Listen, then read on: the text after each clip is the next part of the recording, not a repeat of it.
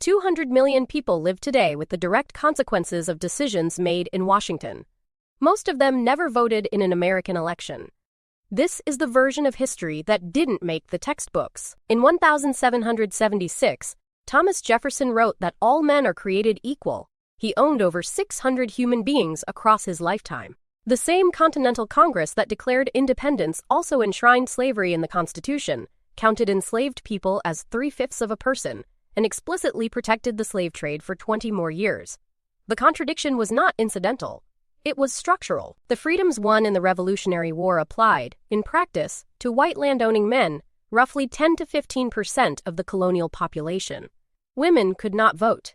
Indentured servants had no political standing. And the indigenous nations who had lived on that land for thousands of years found that the new republic's founding principle did not extend to them. The Continental Army that fought for self-determination almost immediately began pushing westward into sovereign indigenous territory. By 1830, President Andrew Jackson signed the Indian Removal Act, forcing the removal of the Cherokee, Choctaw, Creek, Chickasaw, and Seminole nations from their ancestral lands at gunpoint. The Trail of Tears killed an estimated 40 Cherokee alone. These were not the actions of rogue actors. They were federal policy, carried out by the United States Army. The American Revolution was a genuinely radical event, but understanding what it actually liberated and what it didn't is the beginning of an honest conversation about what American power has meant in practice, not in theory. Slavery was abolished in 19,865. Within 10 years, the federal government abandoned Reconstruction, leaving the formerly enslaved population to face reimposed racial hierarchy through sharecropping, voter suppression, and organized terror. Between 1877 and 1950, more than 40 Black Americans were lynched. These were not random acts of violence. They were systematic, often publicly announced, and frequently photographed. The federal government that had mobilized enormous military power to defeat the Confederacy could not, or would not, protect Black citizens from systematic violence in their own country for nearly another century. Black veterans who had served in World War II returned home to states where they could not vote, could not use the same public facilities as white citizens, and could be murdered with near-complete impunity. It took 99 more years, and another movement, another set of marches, another set of deaths, before the Civil Rights Act of 1964 began to dismantle the legal architecture of American apartheid. Dr. Martin Luther King Jr. was assassinated 3 years later. The movement for Black American citizenship was not achieved by the Civil War. It was achieved despite its incomplete promises. A country that took 189 years from its founding to guarantee voting rights to all its citizens has a complicated claim to being the world's model democracy. In 1898, the United States went to war with Spain. Within 4 months, it had acquired the Philippines, Guam, and Puerto Rico. Americans were told this was liberation. The people in those territories were told something different. Emilio Aguinaldo and the Philippine Revolutionary Movement had been fighting Spain for their own independence for years. When America arrived, they initially welcomed the support. Then, the Treaty of Paris transferred the Philippines to the United States for $20 million. The Filipinos had not been consulted. When they refused to accept American colonial rule, the United States Army declared them insurgents. General Jacob Smith ordered his troops to kill every Filipino capable of bearing arms above the age of 10. Villages were burned. Civilians were forced into concentration camps where disease killed tens of thousands. American soldiers used waterboarding. Estimates of Filipino dead range from 200,000 to 600,000. The war lasted 3 years. Congress barely debated it. This was not an aberration. It was the template. Military intervention marketed as liberation, executed as control.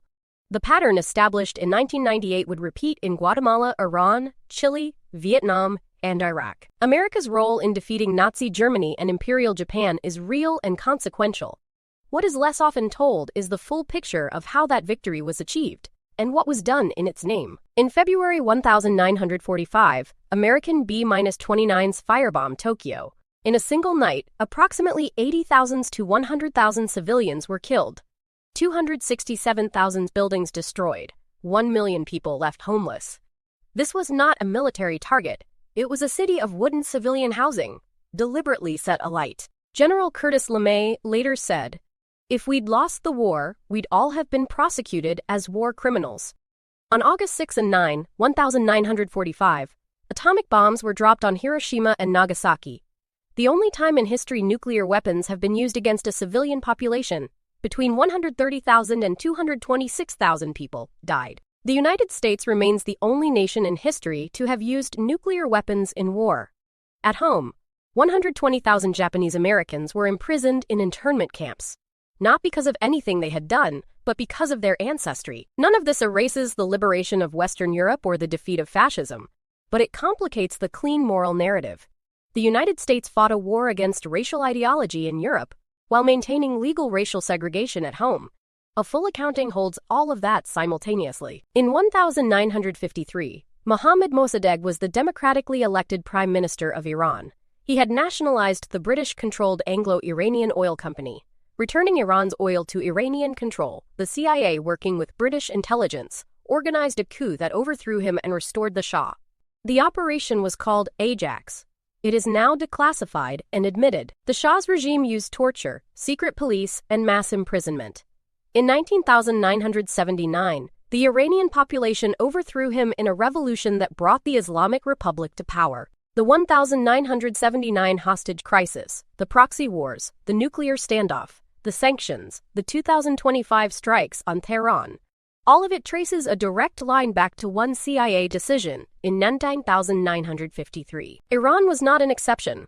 In 1954, the CIA overthrew Guatemala's democratically elected president.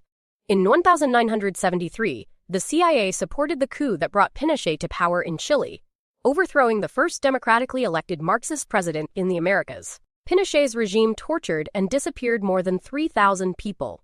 America called it stability. The Cold War was not only a defense of freedom, it was, in many places, a systematic destruction of democratic governments that made economic choices America's corporate interests didn't like. On February 5, 2003, Secretary of State Colin Powell sat before the UN Security Council and presented solid intelligence that Iraq possessed weapons of mass destruction. He showed satellite images, played intercepted calls, described mobile biological weapons labs. Almost everything he presented turned out to be wrong. The invasion of Iraq began March 19, 2003.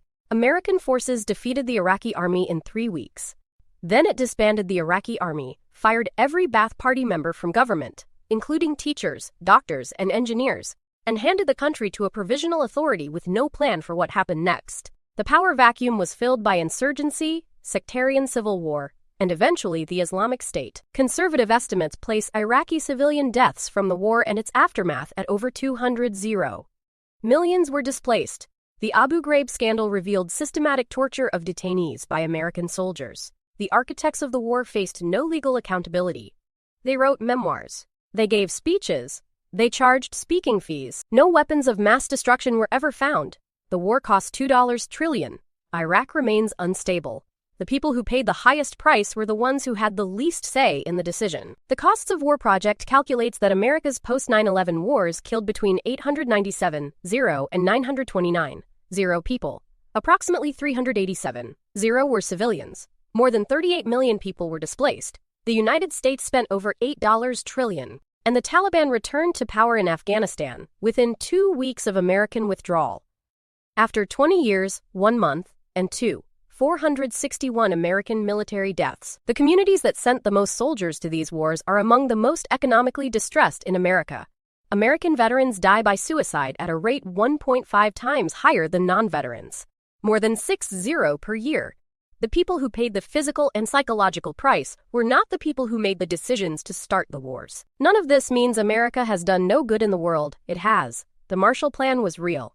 The defeat of Nazi Germany was a genuine moral accomplishment. The end of the Cold War expanded freedom for hundreds of millions of people. But these exist alongside coups, proxy wars, civilian casualties, and the consistent subordination of democratic principles to strategic interests.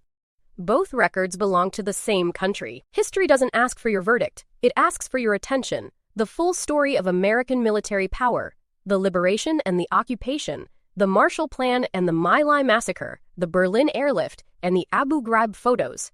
That is the actual record. Understanding it completely is not anti-American. It is what honesty requires.